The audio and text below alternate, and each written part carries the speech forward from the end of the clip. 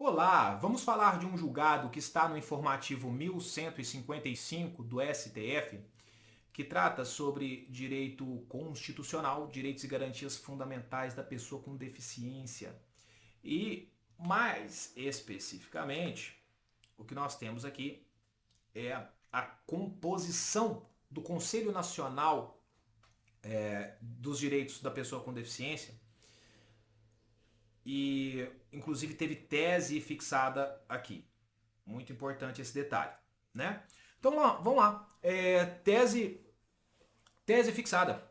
É inconstitucional norma que, a pretexto de regulamentar a participação da sociedade civil no Conselho Nacional dos Direitos da Pessoa com Deficiência, o CONAD, acaba, acaba por a dificultar. Então, você quis regulamentar a participação da sociedade civil nesse conselho, mas o que você acabou fazendo foi dificultar essa participação da sociedade civil.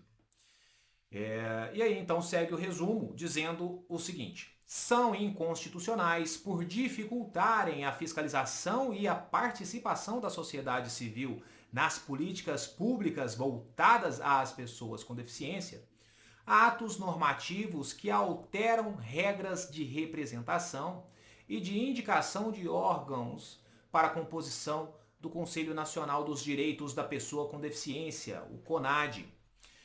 O CONAD é um órgão consultivo e deliberativo atualmente vinculado ao Ministério dos Direitos Humanos e da Cidadania, destinado a acompanhar, sugerir e fiscalizar a adoção de políticas públicas para a inclusão social das pessoas com deficiência.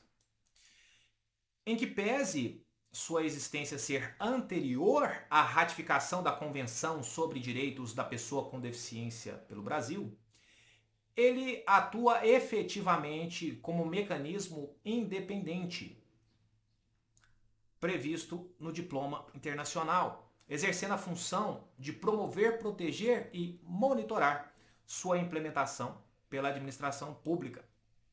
Nesse contexto, haverá, relativamente à administração pública, um espaço para regular, né, o funcionamento do órgão, o qual, entretanto, estará limitado à tomada de medidas que não interfiram na sua finalidade última.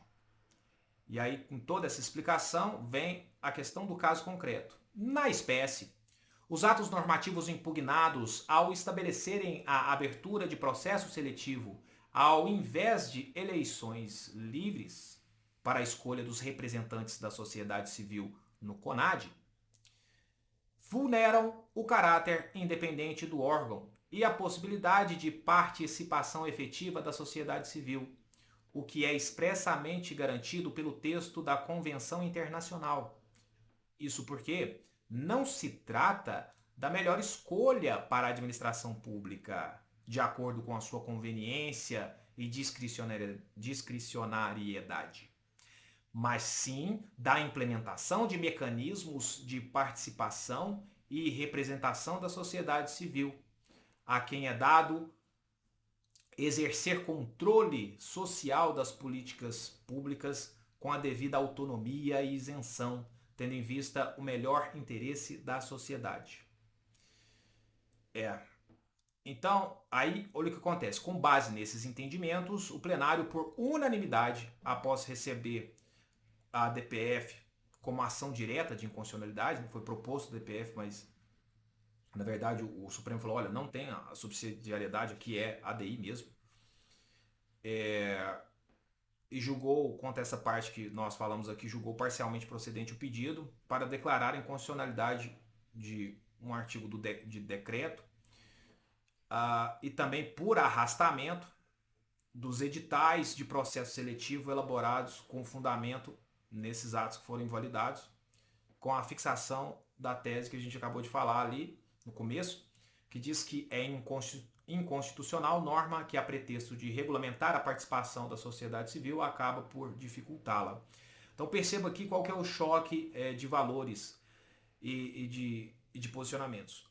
Eu tenho a administração pública que ela trabalha com a questão do critério da conveniência e da oportunidade, da discricionariedade, até porque há aí uma questão financeira, orçamentária, de gastos com manutenção de da estrutura, certo? Então aí o que acontece?